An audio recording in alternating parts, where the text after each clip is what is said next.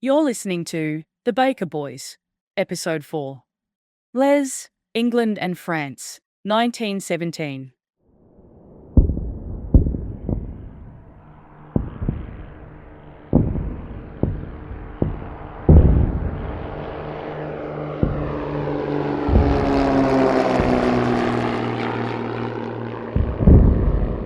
This project is sponsored by the Milparinka Heritage and Tourism Association and made possible by the generosity of the family of Les Baker, formerly of Milparinka and Phildapa Station. The letters were transcribed by Sandra Baker. England, 19th February 1917. Dear Mother, we arrived here safely and had a good trip over. We called in at Sierra Leone after we left Cape Town. It is terrible cold and wet here. I had a letter from Ross yesterday. He will be over here on leave soon, so very likely I will be able to meet him. I will not be able to get in with him. You have no hope of getting out of the infantry here, and I would not like him to leave what he is in to join the infantry. I have met a lot of chaps I used to know in Mitcham here. We will get our leave in 3 or 4 weeks' time and take the usual trip to London. I think I will be in France in a couple of months' time. They stick the training into you here, but it will give a fellow a better chance when he gets into the real thing. I have not heard anything of the other boys, so I hope they are all still going strong. One of the troop ships had just discharged their troops and was sunk not far out.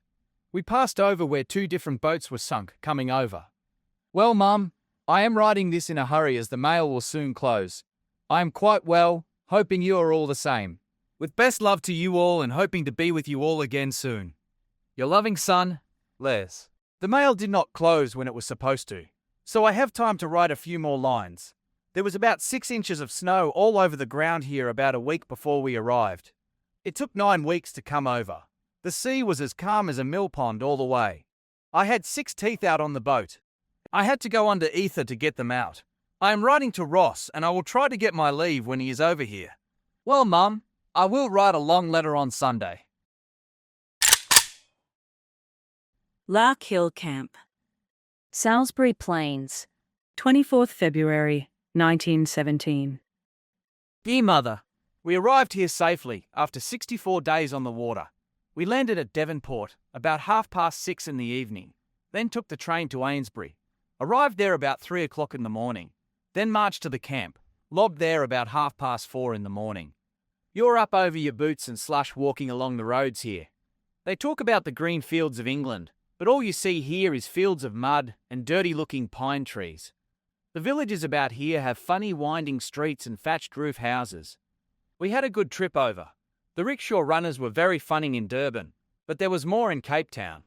We were anchored out at Sierra Leone for 5 days, but we did not go ashore.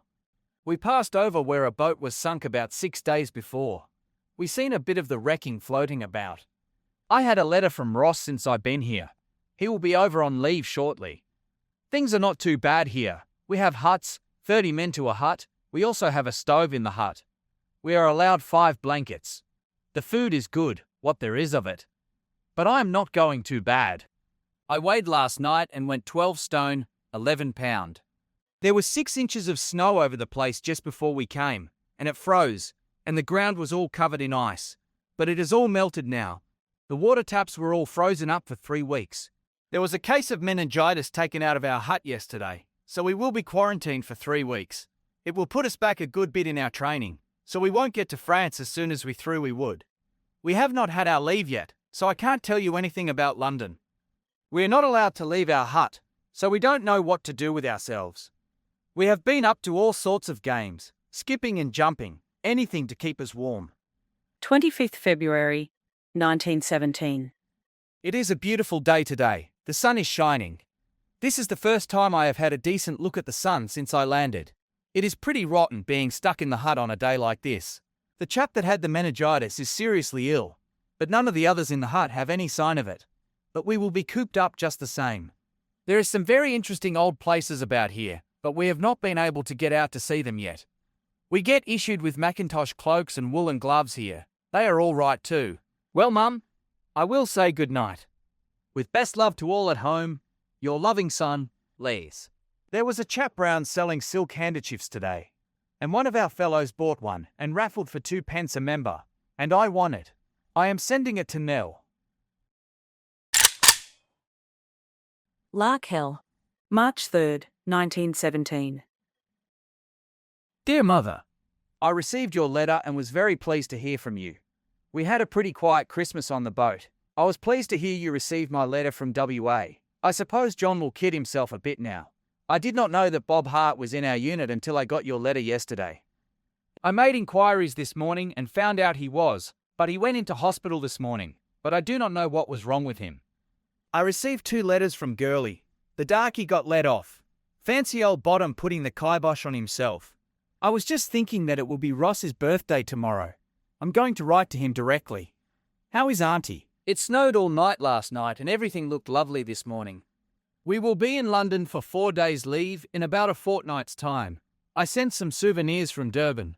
I hope you received them all right. I hope you are getting my allotment money all right. Well, Mum, I will say good night.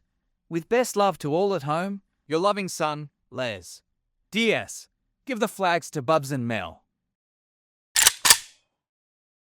5th March, 1917. Dear Daddy, I received your letter and was very pleased to hear from you. I was sitting by our little old coal fire yesterday afternoon, it being too wet and cold to go out, and feeling a bit miserable, when in came one of the chaps with 3 letters for me, 2 from you and 1 from Mum. I can tell you I was pleased to get them. It started snowing yesterday afternoon and snowed all night. It looked bonza this morning, the ground all white. There were a few snowballs flying about. I got a bonza in the year, but they don't hurt much. I have only had 1 letter from Ross. I think he must be in London on leave.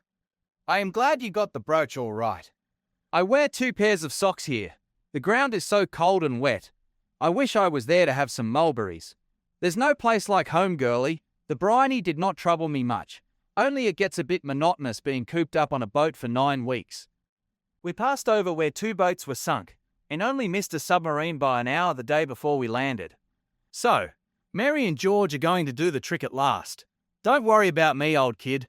I will come back safe, sound and single, even if 1,000 Australians are going Piccadilly every week.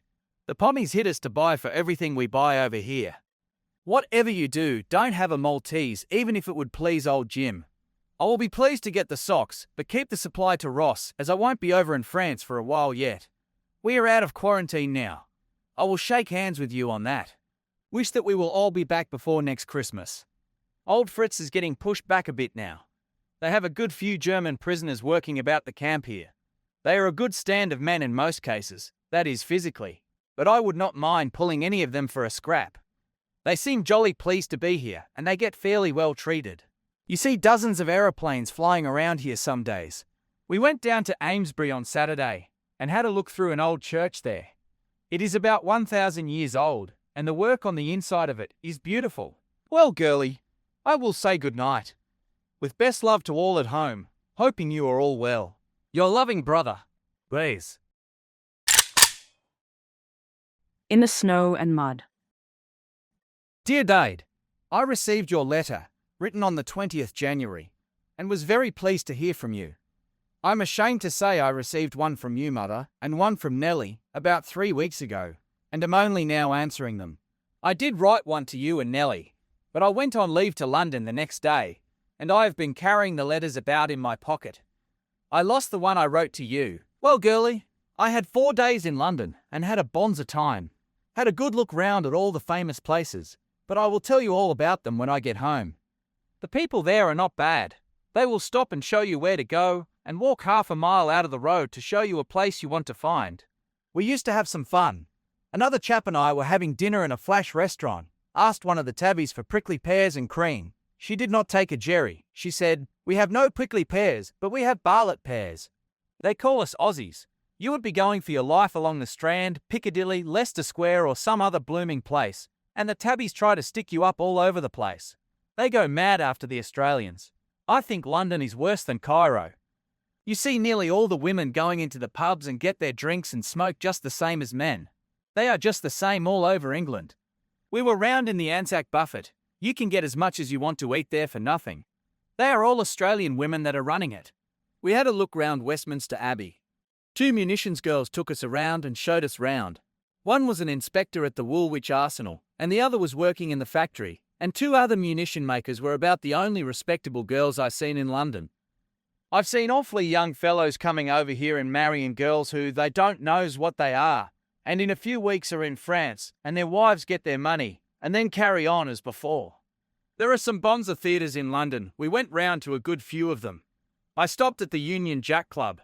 It is a club for soldiers and sailors. You get a room all to yourself for £1, and the rooms and food are very clean, although there is nothing fancy about them.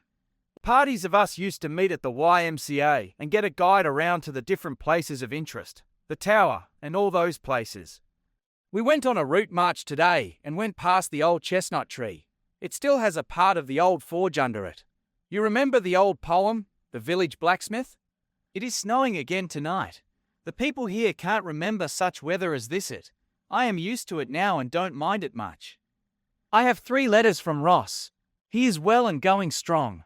I suppose I will be hopping into Fritz by the time you get this letter. He is getting pushed back now and getting a pretty bad time.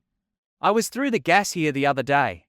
You can't notice it much with the helmet on, but it turns all the buttons and rising suns on your tunic black as ink. We were out in review yesterday. There were about 20,000 Australian troops there. We have to go on another on tomorrow the 9th to be inspected by the King. An aeroplane came down here the other day. We went over and had a good look at it. Our boat, the Barina, was torpedoed 2 days after we came off it. It was torpedoed right in the part we recorded in coming over. They ran her ashore and will be able to patch her up. One chap who came over with us got meningitis, and when he got better they sent him home. But the boat only got out 2 days and got sunk. The submarines have got this country pretty short of food. Tobacco is an awful price here. You have a job to get any decent tobacco. Havelock, the kind that Dad smokes, is 22 and £6. I had another letter from Ross. He is quite well. Well, girlie, I will say good night. With love to all at home, hoping you are all well. Your loving brother, Les. Larkhill Camp, Salisbury Plain, 19th April 1917. Dear Mother, I received your letter and was very pleased to hear from you. Fancy Mary getting married. I wish we could exchange a bit of weather. It is jolly cold here. We had the heaviest fall of snow for the year the other night. It was up to our knees. We had great big snowmen all over the place. The weather is getting warmer and drying now though. We got issued with black boots here the other day. They are bonza boots for the wet. I wish I could send a pair home for Dad. They would be just the thing for him over there. I will be having a smack at Fritz by the time you get this. They have some of the Prussian guards working on the roads round the camp here. And if they are the best Kaiser Bill has, I don't mind hopping into them. Our battalion got cut up in France the other day. I have been on leave in London and had a good time. A fellow could put in a month there and then not see half of what there is to be seen. America has hopped into old Bill now. Most of the people here seem to think the war will end this year, but I don't think there is any such luck. I was pleased to hear Ted and Rhodey were still going strong. Have you heard anything of Joe Cox, poor beggar? I often wonder where he is. I have been getting letters from Ross pretty regular. He is quite well and Keelty is still with him. How is Auntie? I suppose the weather is getting cool over there now. Well, Mum, I will say good night. With best love to you all, hoping to be with you all again soon. Your loving son, Les. May 1st, 1917. Dear Nell, I received your letter and was very pleased to hear from you. I have been in the hospital here with mumps, but will be getting back to camp next Monday.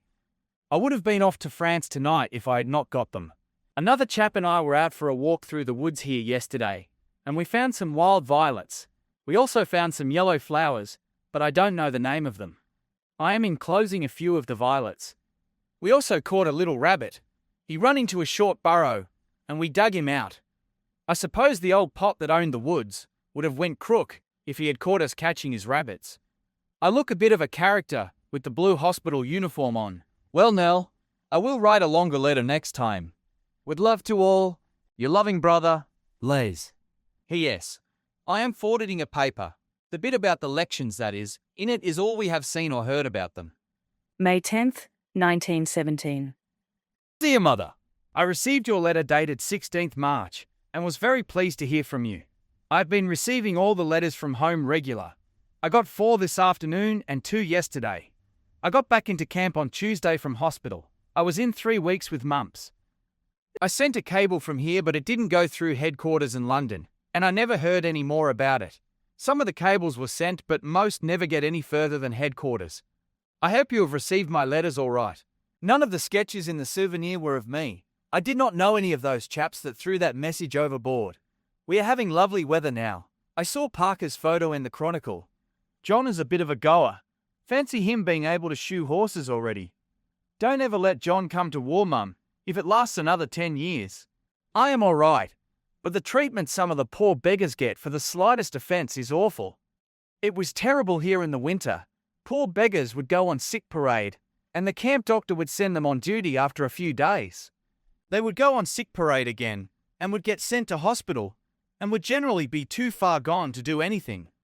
It was generally pneumonia and bronchitis. There was a few cases where the poor devils dropped dead on the parade ground. There is not much sickness. The warm weather began. Things are looking much better here now. Instead of the ground being covered with snow, it is all lovely and green, and the wildflowers are beginning to bloom. A lot of our fellows went to France while I was in hospital. We have heard that one of them is back in London, wounded, but I don't know whether it is true or not, as it only a little over a week since they left here. I get letters pretty regular from Ross. I wrote to Ted Bonnet and Kilpatrick yesterday.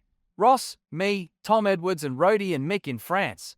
Another draft of our chaps is going on Tuesday night, but I will not be going for a while yet. The submarines are doing a lot of damage here. One of my mates, a chap named Frank Emery, has been reported missing. He only went over on the 3rd of May. He was cooking in the signal school at Mitcham while I was there. He has a wife and family in Adelaide, and was a really nice chap too. He came over here on 21st of the 10th. Well, Mum, I will say ta-ta. With best love to you all at home. Your loving son, Les. In the Field, July 10th, 1917. Dear Mother, just a line to let you know that I am still going strong. I had a letter from Ross the other night. He is getting his leave to go to England. I saw Ted Bonnet, Rhodey and Tom Edwards the other day. I also saw Arthur Todia. They were all looking well. I have not had a letter from home for some time now, but I suppose I will get a heap all at once before long. Well, Mother, I am quite well and not having too bad a time of it. The chats are a bit of a nuisance, but a fellow soon gets used to them. I can't tell you much news, so I will say ta-ta. With best love to you all at home, your loving son, Les. Address number 7099. Well J. Baker. D Company. 10th Battalion AIF, on active service. In the Field, July 21st, 1917. Quote, Dear Girlie, I received your letter dated 20th of April and was very pleased to hear from you. I saw Ted Bonnet, Rhodey and Tom Edwards and Newbold a few days ago. I had a letter from Ross not long ago. He was expecting to get leave to go to England. Ted or the other boys haven't heard anything of Fred Johnson since he went to England. I heard that poor old Joe Cox was killed and Welly was pretty badly knocked about. I would like to meet Ross, and of course I might run into him any day. That cable was from me. Ted and them seen Khaled and he is still going strong. I hope that you enjoyed yourself at the picnic. I would not have minded being there with you, but hope to be with you for the next one. I was pleased to hear you won the paint dishes. You must be a bit of a spruiker.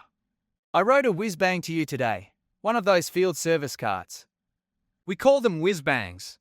The weather is bonza over here, Dade, so your wish is granted, but I suppose the winter will soon be on us again?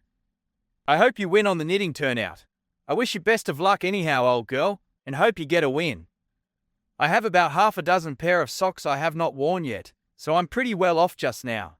I will be jolly pleased to get the snapshots. I often look at those others I brought with me. Well, Dade, I can't tell you any news about the war or anything like that, so I will say good night. Hoping you are well, with best love to all at home, your loving brother, Les. In the Field, July 21st, 1917. Dear Mother, just a line to let you know that I am quite well. I received a letter from Gurley yesterday, but that is the last one I have had from home for some time. I had a letter from Ross. He was quite well and expecting to get his leave to Blight. I hope he has got it. It is jolly near time he had a spell. Ted and Rhodey and the other boys looked well. I have seen Arthur and Jack Gordon over here too. Bob Hart is in the same battalion as me. Well, Mum, I can't tell you much news, so I will say good night. With best love to you all at home, your loving son, Les. P.S. I am just going to write to Ross. We always let one another know where we get a letter from home. In the Field. August 8th, 1917. Dear Mother, just a line to let you know I am well. I received a letter from Girlie dated 18th May, but it had been chasing me all over the place. I will be able to get them more regular now. I got that one of Girlie's very quickly. I received it about the 1st of August. I was pleased to hear that you had received some of my letters. We have been having a good bit of rain here this last day or two. I have not seen Ross yet. I met Tobin Winkless the other day. He looks well on it. Well, Mum, there is not much news to tell, so I will say, ta-ta. With love to all at home, your loving son, Les. In the Field. August 4th, 1917. Dear Girlie, I received your letter dated 18th May, and was very pleased to hear from you. I saw Winkless the other day. He had a letter from Connors, and he told me that Jimmy Khaled was killed. I did not know that Steve had been killed. I was sorry to hear about him and poor Khaled. I am pretty well off for socks, but a fellow uses them a good bit this weather. It has been raining a good bit this last day or two. Winkless looked well. I have not seen Ross yet. I was pleased to hear that you had received some of my letters. Well, Girlie, I cannot tell you much news, so I will say ta-ta. With love to all at home, your loving brother, Les. In the Field. 27th August, 1917. Dear Girlie, I received your letter dated 1st of June, and was pleased to hear from you. I also received the 2 parcels, and was jolly glad to get them. I can tell you. I just saw them at tea time, and they came in jolly handy, I can tell you. The socks are bonza. I saw Ross the other day, and he is looking real well. I did not see Kilty, he was away on leave. So Ruby has caught poor old Glad. Serves him right anyhow. Don't let Ruby see this. Oh, Girlie, there is not much news to tell, so we'll say good night. With best love to all at home, your loving brother, Les. In the Field. 27th August 1917. Dear Mother, I received your letter dated the 1st of June, also the 2 parcels, and was jolly pleased to get them, I can tell you. I saw Ross about a week ago. He is looking real well. I did not see Kilty. He was away on leave. Ross had not been back long from his leave in England when I seen him. Bob Hart and the Larkins are in the same battalion as me, but in different companies. I was jolly pleased to get the photos. I just got the parcels at tea time, and we had a jolly good feed. The weather is starting to get cold again. I am quite well and having a fairly good time. I can't tell you much news, so I will say ta-ta. With best love to all at home, your loving son, Les. Bethnal Green Military Hospital. December 3rd, 1917. Dear Mother, I received your letter dated September 14th and was very pleased to hear from you. Yes, Ross and I spent a good bit of time together in France. He got that money all right. I suppose you know by this that I was wounded on the 1st of October. I cabled to you from here. I hope you received it. I received the parcel posted on the 24th of July and was very pleased to get it. Pleased to hear you were having such lovely weather. By Jove, the kangaroos are bringing a good price. I wish I was back there to shoot some of them. The vegetables must be jolly handy, and the beef too. I would not mind getting back and giving you a hand to eat some of them. I was very pleased to hear you are getting on so well. Things don't seem so bad when we know you are all right at home. I suppose it will be great in Tibu Borough. I am feeling very well, but can't get out of bed yet on account of my right knee. I still have a splint on the leg. I hope I will be able to get out before Christmas. I don't think I will be fit to go back to France, not till after the winter anyhow. But I am almost certain to get home sometime next year, for my next birthday anyhow. Well, Mother, I have a lovely big vase of pink and white chrysanthemums and fern near my bed. One of the nurses brought them in for me. They are all very good. Well, Mum, I will say ta-ta. With best love to you all at home, and wishing you a Merry Christmas and a Happy New Year. Your loving son, Les. Bethnal Green Military Hospital. December 3rd, 1917. Dear girlie, I received a letter from Mum and one from Bubs. Mum said you was writing, but I have not received your letter yet. I must wish you many happy returns of yesterday. Well, girlie, I am still in bed since October, and the weather is jolly cold over here now. It was snowing the other day. I suppose you kid yourself now behind the counter. Mum said you were all getting on well at home. I was jolly pleased to hear it. There is very thick fog here this morning. I am getting on all right now and hope to be out of bed before Christmas.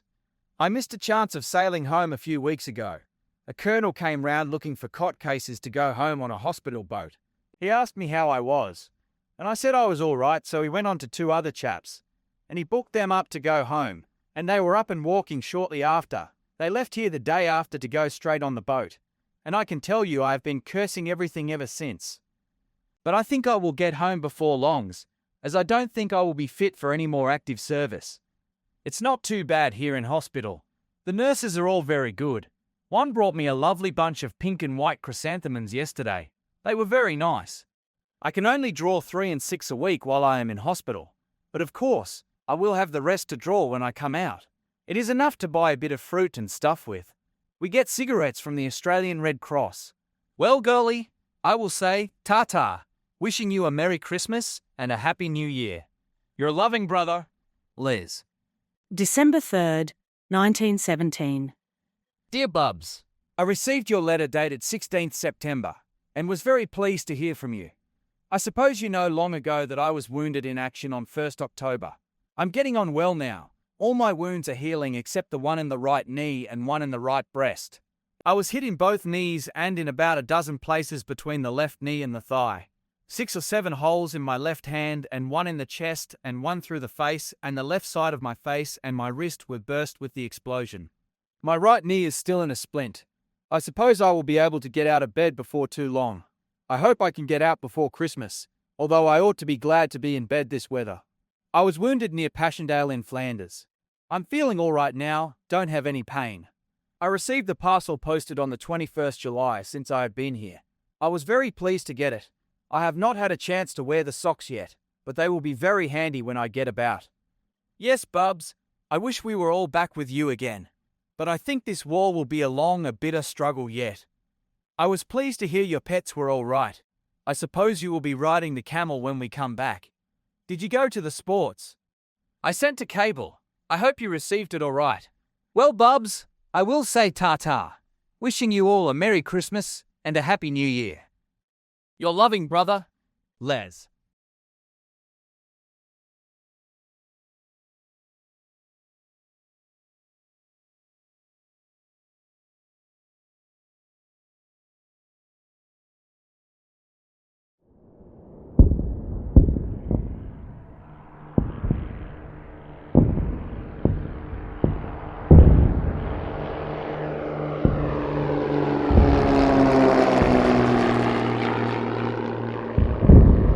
Thank you for listening.